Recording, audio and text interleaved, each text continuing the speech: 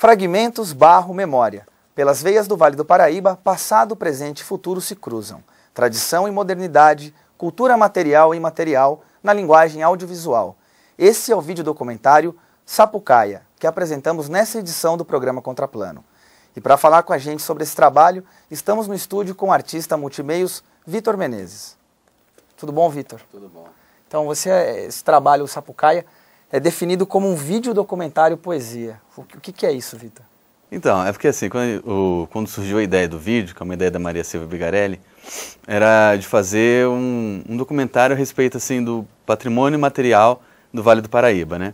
E até utilizar esse material do documentário em escolas, para professores utilizarem e poder apresentar alguma coisa a respeito da cultura vale paraibana e utilizar o documentário como material para estudo, né? Para ensino dentro de sala de aula e tudo.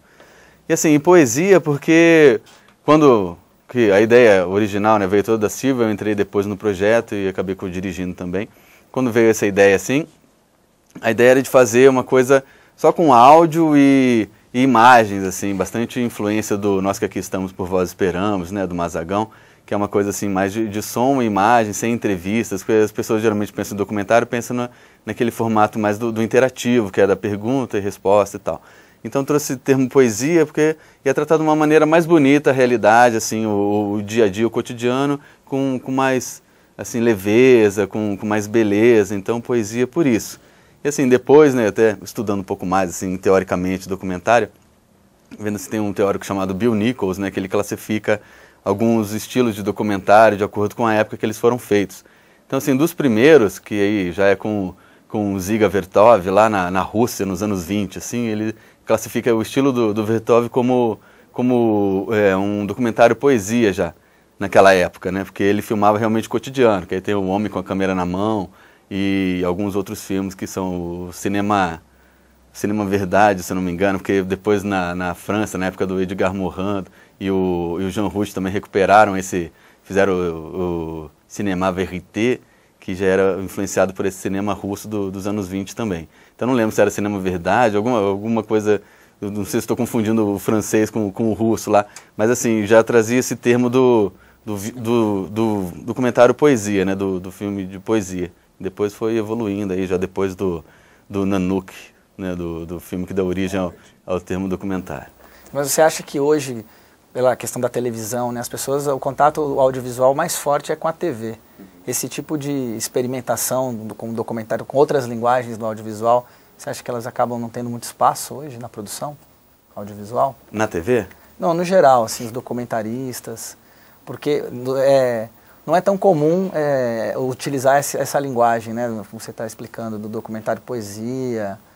Hoje a gente tem mais uma influência da TV no documentário, né, no esquema mais jornalístico, na construção da narrativa, assim.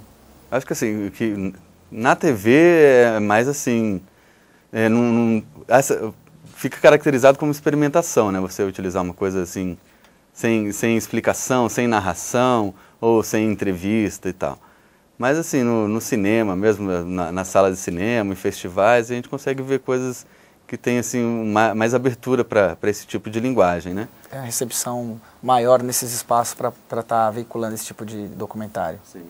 E o público, como é que se relaciona com essa obra? Como tem sido a recepção do Sapucaia? Então, o Sapucaia ele começou a ser realizado em 2006, né?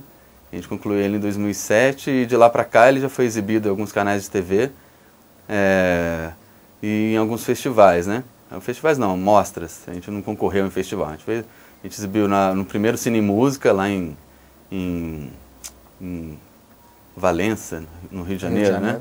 Não é Valença, é naquela cidadezinha dos Seresteiros lá. Vassouras? Não, é um distrito de Valença, esqueci o nome agora. Mas a cidadezinha dos Seresteiros, lá tem o Cine Música, que vem acontecendo há alguns anos já. No primeiro, a gente teve, né, a gente teve como apoiador, a gente realizou o projeto pela prefeitura, né, pela LIC, com o apoio da Nova Dutra. A Nova Dutra também patrocinava o projeto lá, conseguiu uma vaga pra gente, a gente exibiu lá no Cine Música, a Mostra de Cinema e Religião em São Paulo, do César Sartorelli, eles procuraram a gente, exibiram 2 anos seguidos, né, se não me engano, na quinta, na sexta, na sétima mostra.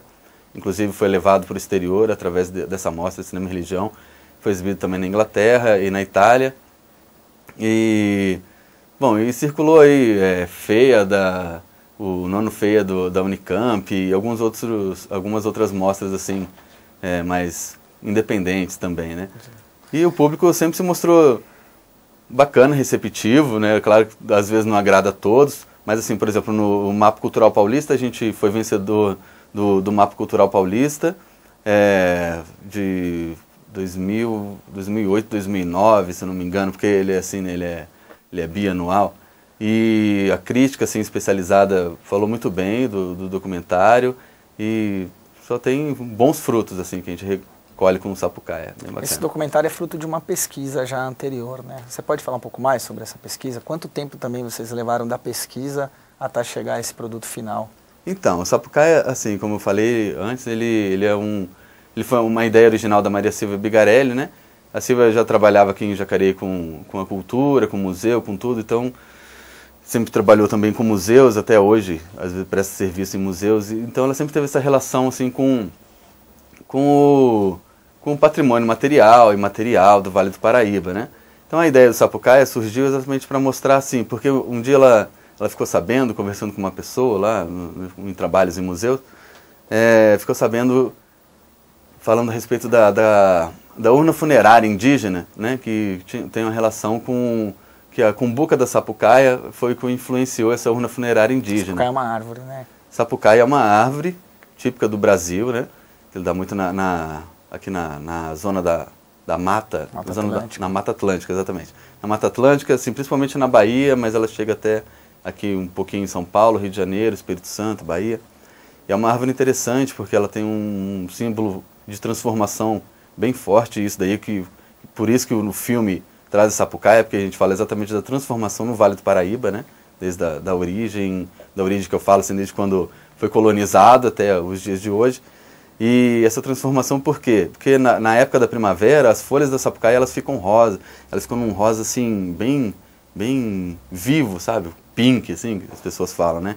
E as folhas, né? Não são flores. As flores são roxas e brancas, também são bonitas. E ela dá uma cumbuca com umas castanhas dentro, uma cumbuca pesada e grande até, né? Até que o Dom Pedro II colocou lá no palácio dele lá no Rio de Janeiro, esqueci o nome lá no negócio da Boa Vista lá, esqueci o nome do lugar. Alto da Boa Vista, não lembro. Eu não lembro em qual deles lá, mas sei que ele quis imitar uma construção francesa lá e fez todo o caminho, assim, até chegar ao palácio, era repleto de Sapucaia, né? É até meio perigoso, assim, porque cai uma cumbuca na cabeça de alguém, pode até matar uma pessoa, né? É mais pesado que o coco. Mas assim, tem essa coisa de transformação, né? Quem gosta muito do fruto da Sapucaia é o macaco, né? Tem esse ditado popular, macaco velho não põe a mão em cumbuca, vem daí por causa da Sapucaia. Porque o macaco novo, né, tá ganancioso, quer pegar todos de uma vez, ele enche a mão e não consegue tirar a mão da cumbuca. Aí o velho não, o velho ele já derruba a cumbuca vira e a castanha cai no chão e aí ele pega a castanha, entendeu? Então assim, a Sapucaia veio daí da árvore de Sapucaia por essa transformação. Quanto tempo vocês levaram de toda essa pesquisa até chegar ao produto final? Então, o tempo, aí a Silvia, vindo desses conhecimentos dela, do trabalho dela e tudo, começou já trouxe, vamos dizer assim, que já pode ser considerado uma pesquisa já na vida dela, assim, essa carreira, isso tudo que ela trouxe já como conhecimento para fazer a estrutura do roteiro, vamos dizer assim. Agora a pesquisa pro filme mesmo, a gente começou, como eu falei, na metade de 2006, né, pesquisando os lugares, porque a gente filmou em várias cidades do Vale do Paraíba, né, e a pesquisa e logo depois a filmagem, e durante a filmagem também, o documentário tem isso, né, tem coisa que a gente às vezes põe num roteiro que é uma ideia a se alcançar, mas quando chega lá na realidade, como não é tudo programado, nem ensaiado, nem nada, a gente se depara com coisas que às vezes é interessante para entrar no filme também. Então a pesquisa continua também durante o processo de filmagem, durante a produção de filmagem, né? E a gente foi até o comecinho de 2007, quando finalmente a gente fez a edição e concluímos o filme, né? E levamos para masterizar, para fazer os DVDs e tudo. A gente ficou editando até durante o carnaval de 2007, trabalhando lá no filme. E a produção inteira, contando pesquisa, filmagem, tudo, levou 9 meses. Foi uma gestação, que foi na época também que a Silvia estava gestante, né? Ela é minha esposa, da minha filha, que está fazendo 6 anos hoje, então tem esse tempo todo aí já. Todo esse tempo. E, Vitor, vendo o resultado final, quer dizer, você tem toda uma relação aí da história pessoal de vocês com esse tema que culminou com o Sapucaia.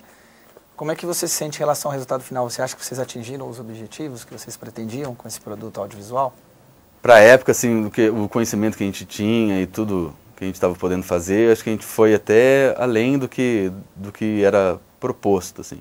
Com um recurso bem escasso, a gente conseguiu fazer um filme que a gente viajou praticamente o Vale do Paraíba inteiro, com uma equipe bem bacana, pessoas legais, assim, a gente trabalhou bem unido, assim, durante todo o processo de filmagem.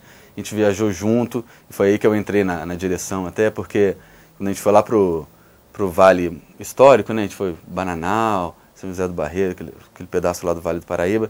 A Silvia não pôde ir, porque já estava com a gestação, já estava bem avançada e também estava concluindo o doutorado dela. Então, assim, estava difícil para ela.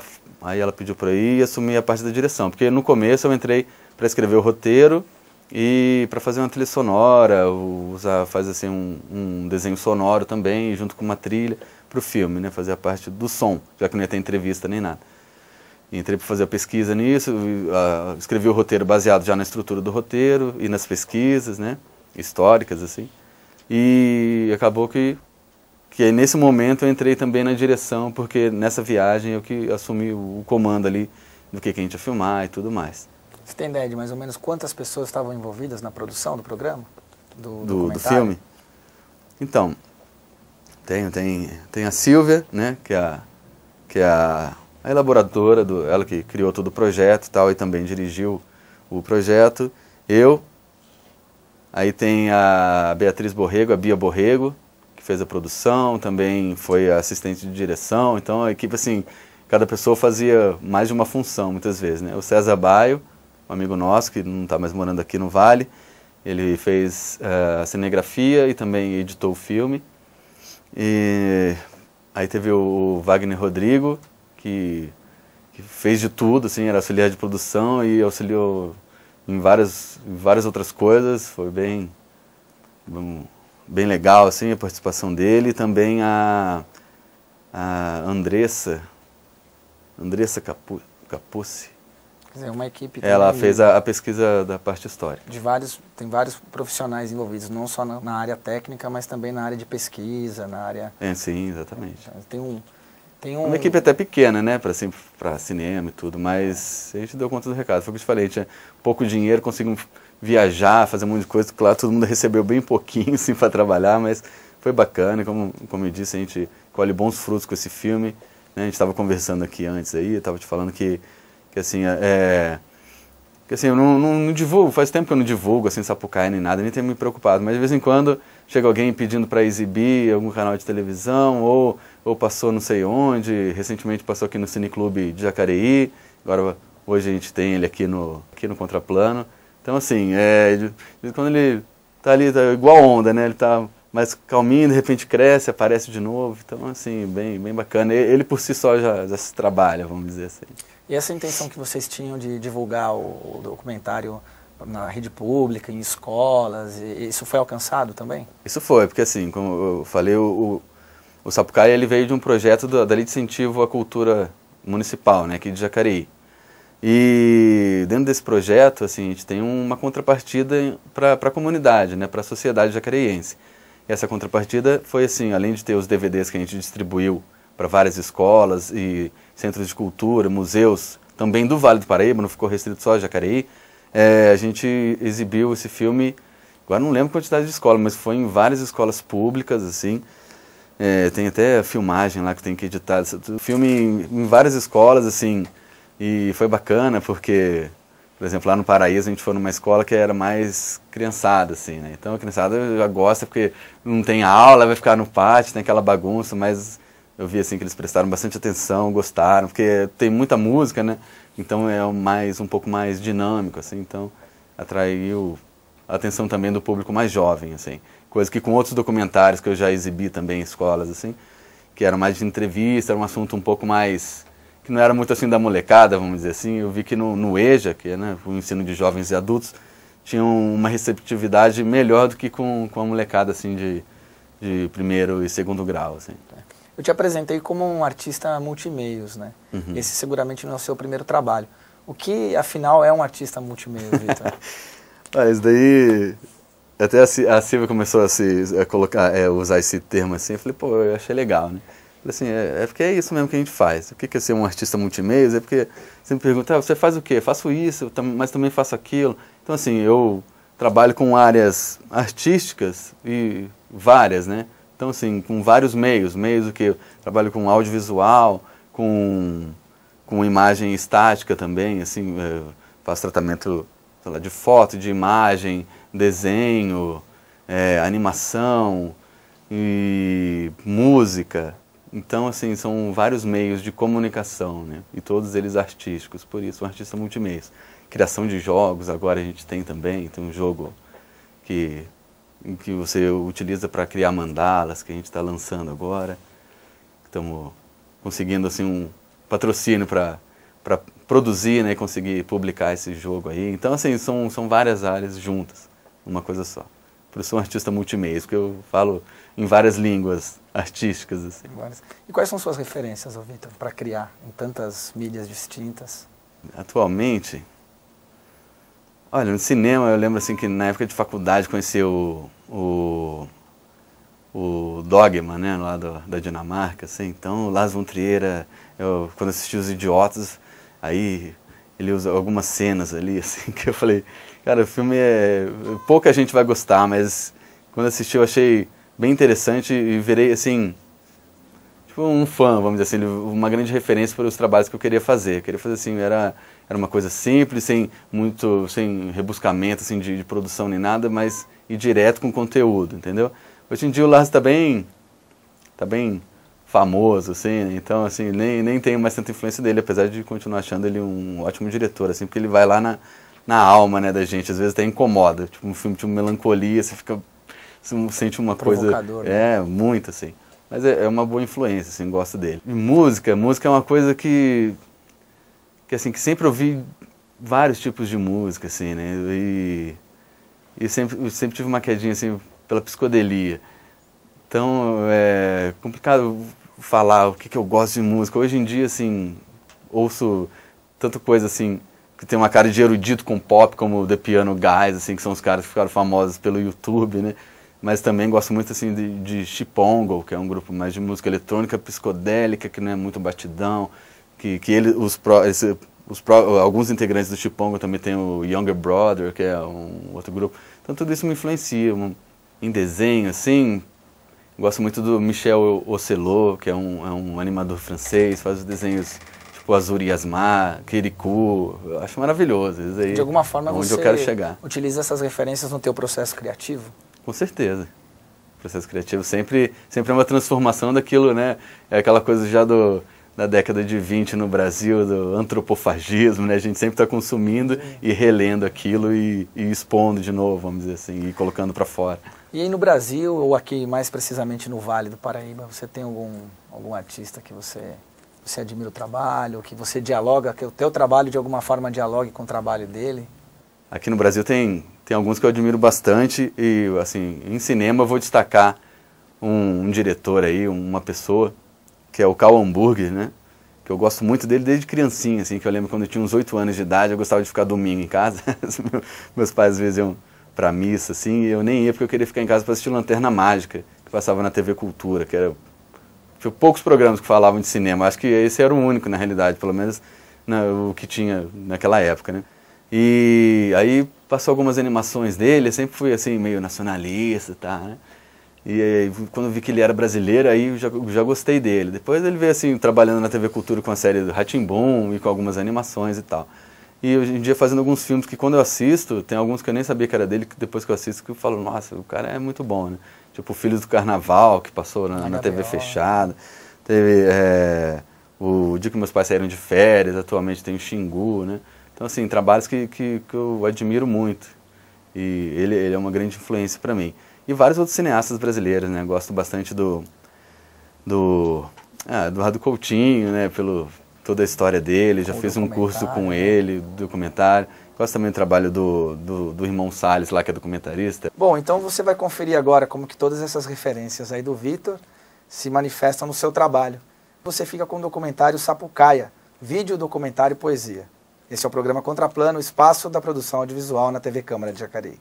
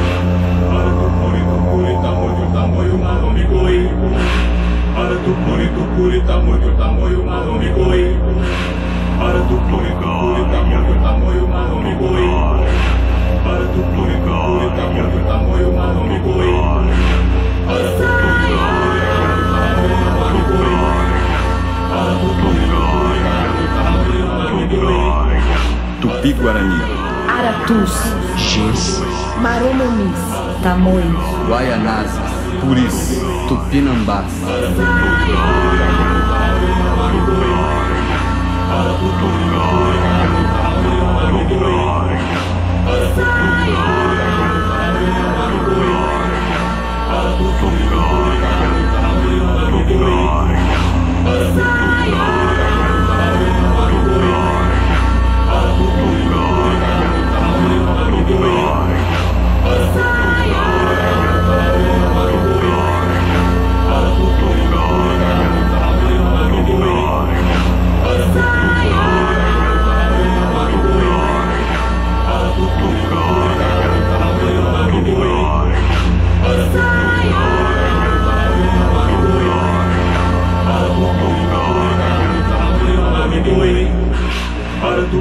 Tupuri, tamoio, tamoio, maromigoi.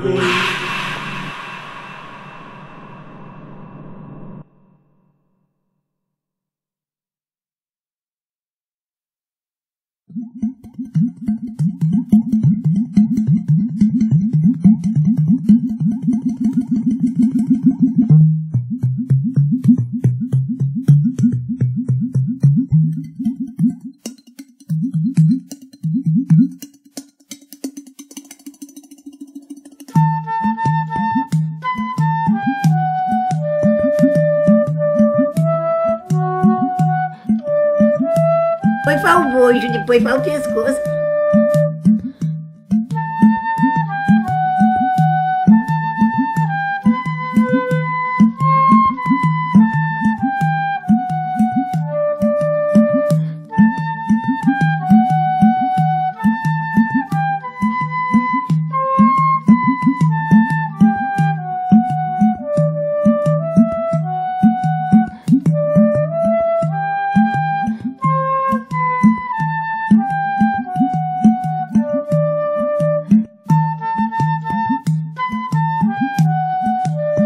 Barro é memória. Posava no forno queimando panela. Eu tinha amiga. As mulherzadas iam, 2, 3 posar. Queimando panela, fazia bolo para beber café de noite.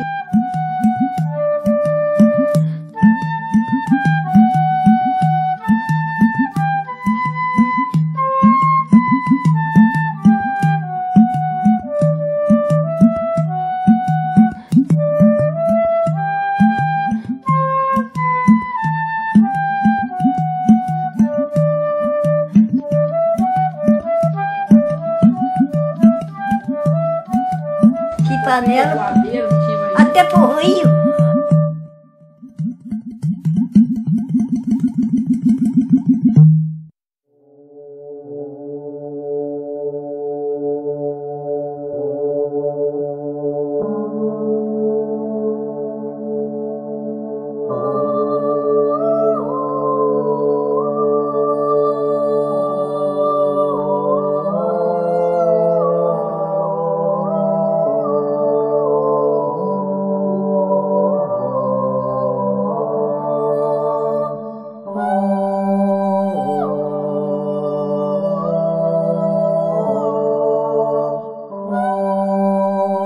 Deus cria, o homem sonha, a obra nasce.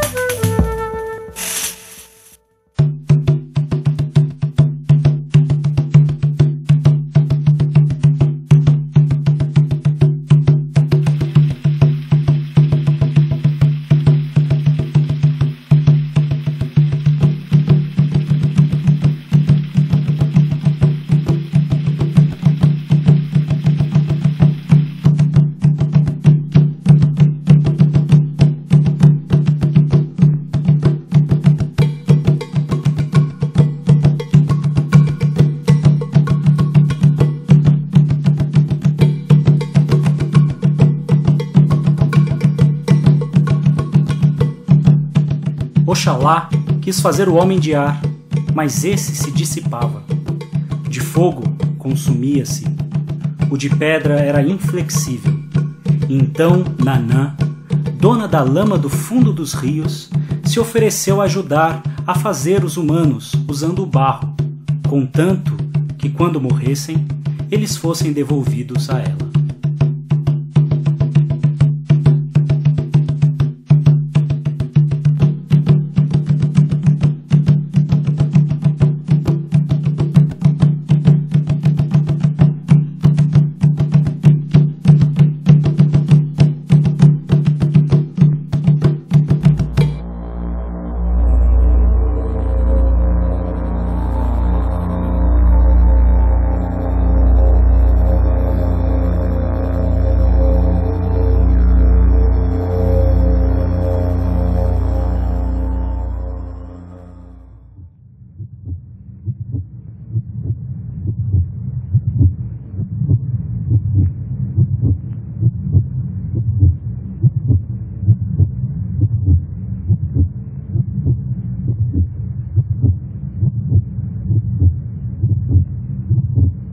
Cana-de-açúcar, alimentos, animais, Informação, carros, eletrodomésticos, higiene pessoal, cintura, folclore, comunicação.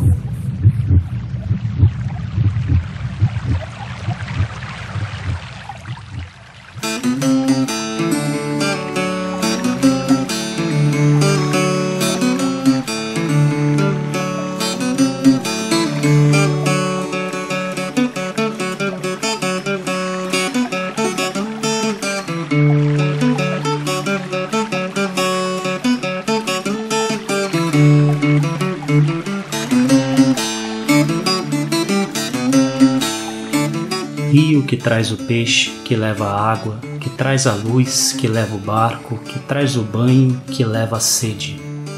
Casa de Nossa Senhora, pescada numa rede.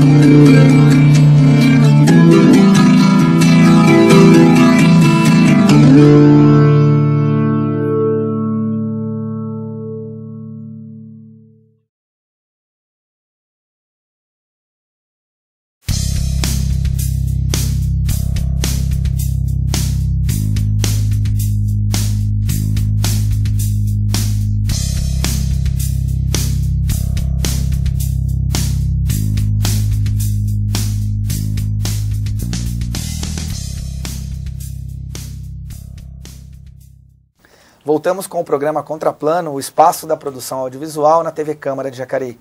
Hoje apresentamos o documentário Sapucaia. Estamos aqui no estúdio com o Vitor Menezes, diretor do documentário. O documentário ele explora aí o patrimônio cultural do Vale do Paraíba. Sim. Isso é uma resposta, seria uma afirmação correta, já que nós vimos que é um mosaico, né? O documentário trabalha em várias frentes. Então, mas assim, o tema do documentário é o Vale do Paraíba e as transformações no Vale do Paraíba, né? Tanto que assim, o documentário ele é dividido em 3 blocos. Então, primeiro a gente fala do barro assim como a origem, né? Como assim, na origem, na criação, lá na Bíblia, o Deus fez o homem do barro. Então, assim, tudo começa no barro ali.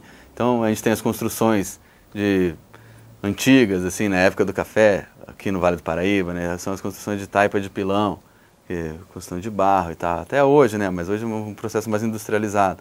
Então tem o barro ali na mão das figureiras de Taubaté, tem o barro na mão dos ceramistas, que já na época dos índios já faziam aquela cerâmica cordelada, e a própria urna funerária, que é influenciada pela cumbuca da Sapucaia, de onde vem o nome do filme. Então tudo isso assim, é a origem, né, a origem das coisas nesse barro aí, a origem do Vale do Paraíba nesse barro, já remetendo ao Vale do Paraíba, vou chamar de pré-histórico, porque a história no Vale do Paraíba veio depois da colonização, depois que, né, com os portugueses aqui no então Brasil, né? Antes, na época dos índios, chamando de pré-histórico, na época que só tinha os indígenas aqui na região.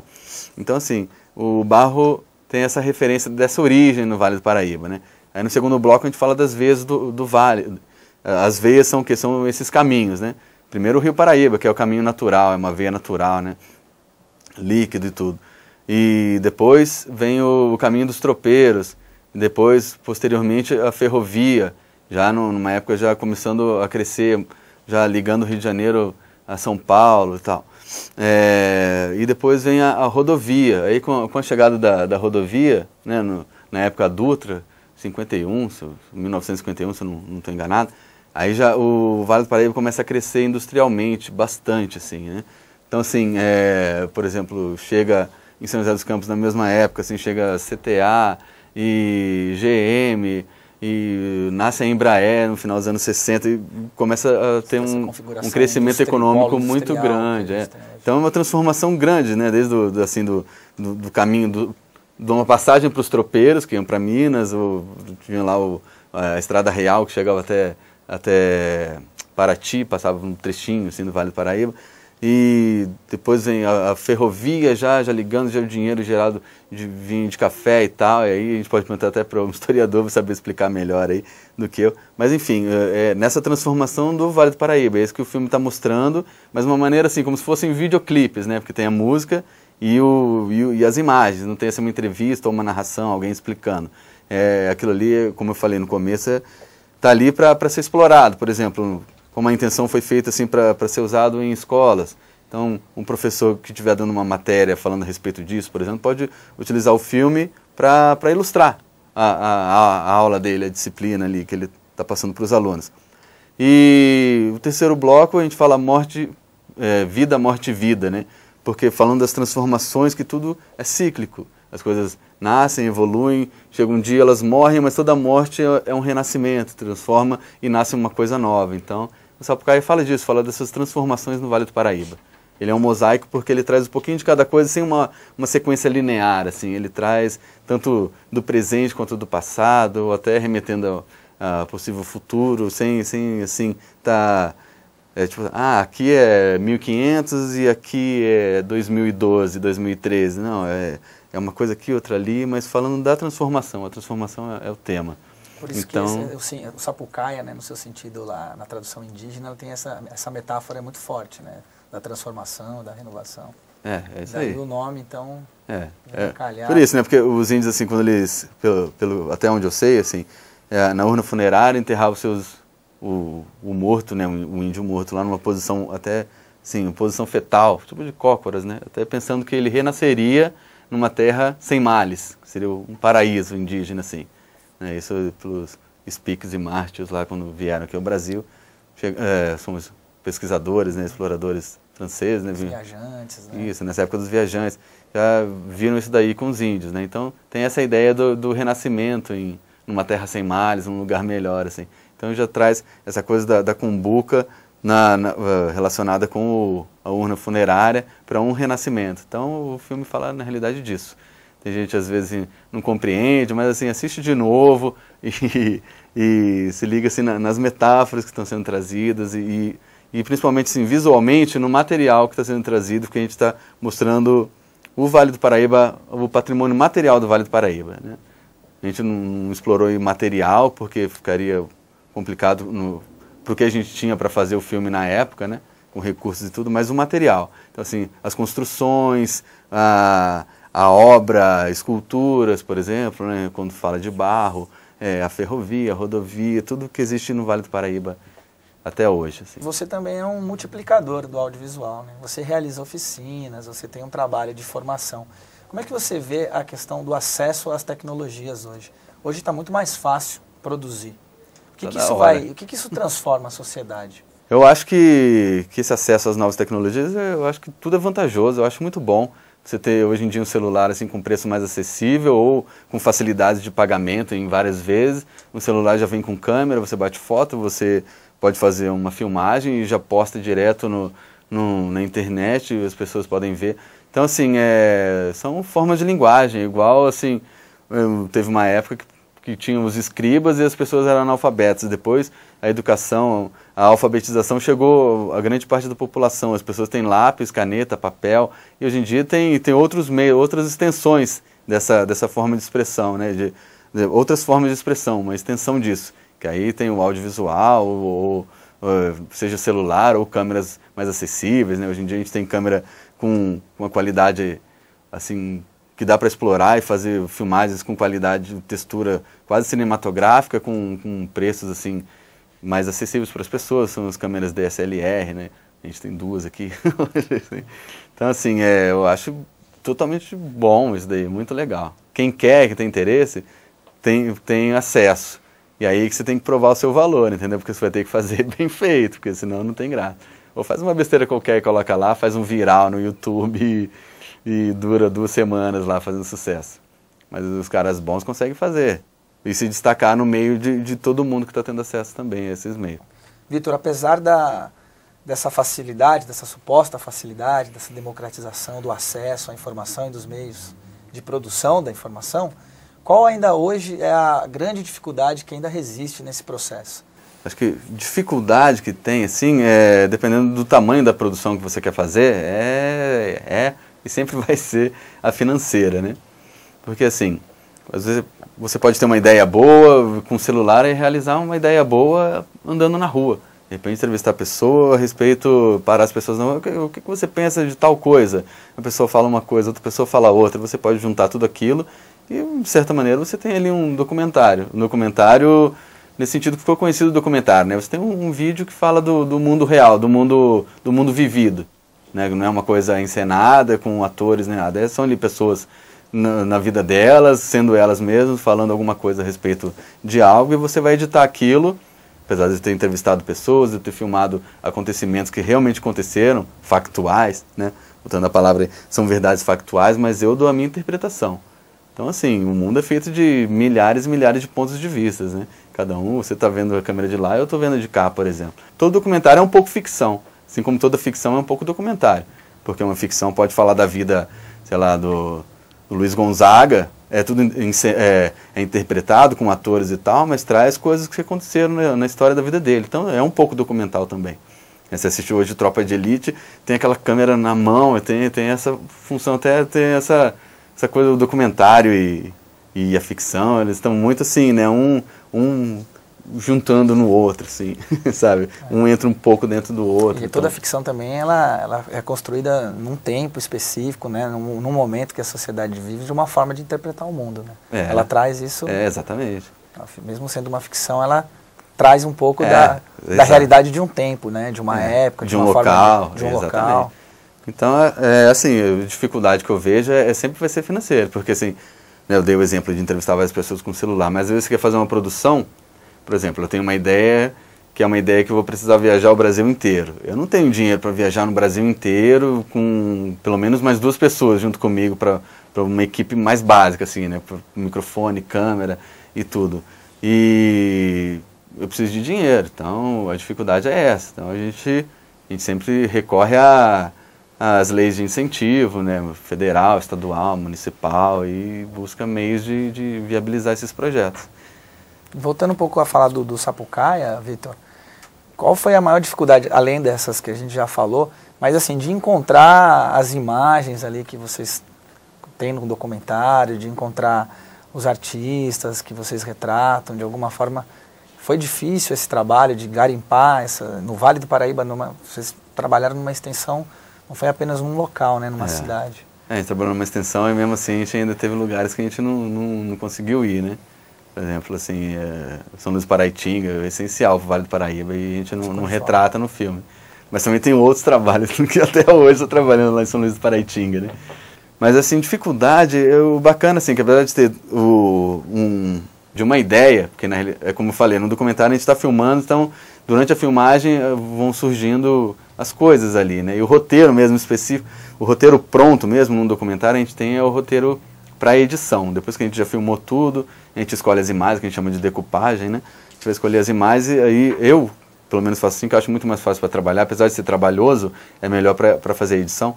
Eu gosto assim se tem entrevista, por exemplo, eu transcrevo aquilo que eu estou achando interessante que a pessoa está falando, porque depois eu vou lendo de um com o outro, eu vejo que a fala de um tem relação com a fala do outro, consigo ligar esse naquele.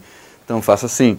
Aí quando eu vou editar fica mais fácil para mim. Então eu vou criando um roteiro para edição depois com as filmagens prontas, né? Porque assim, eu fiz aquela filmagem que tem relação com essa fala, então eu posso cobrir a fala desse entrevistado com a imagem que eu fiz e tal. Então o que aconteceu? Durante o Sapucaia, todo lugar que a gente foi, a gente filmou meio que de improviso. Apesar de saber que a gente ia encontrar lá em Canas, uma fábrica antiga que está parada, a gente foi filmar lá a construção em tijolo e tal. Encontrar as figureiras de Taubaté. A gente chegou lá, elas estavam fazendo o trabalho delas, tinha até uma emissora de TV fazendo entrevista com elas nesse dia que a gente foi. Depois elas continuaram fazendo e a gente filmou o que estava acontecendo ali.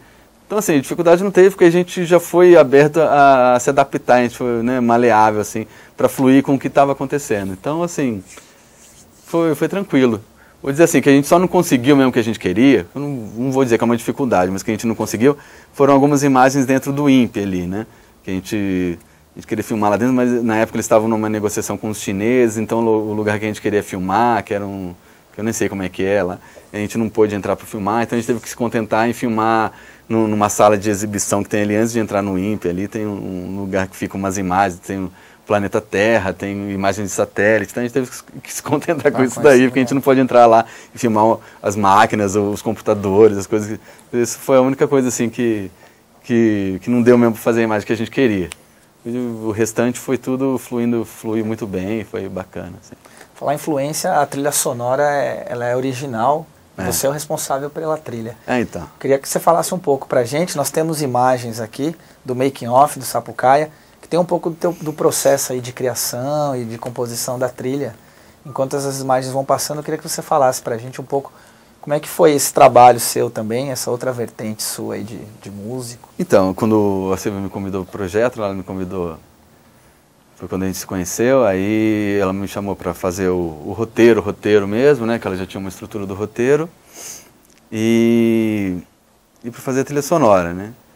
Porque assim, a gente conversou antes aqui a respeito de artista multimeios, né, e eu até citei a música. Eu não me considero assim um músico, apesar de gostar muito de música e de fazer algumas coisas com música. Mas eu sou um grande interessado, assim, no áudio, de uma maneira geral. Então, assim, que teve uma época que eu fiquei apaixonado pelas pesquisas com áudio, nos anos 50, assim, né? Comecei a estudar, a ler a respeito disso daí. Assim, na época que se originou música eletrônica e tal, né? Na Alemanha, na França, em pesquisas dentro de estúdio, na época que rádio, eu tinha umas rádios dentro de universidades que era de pesquisa.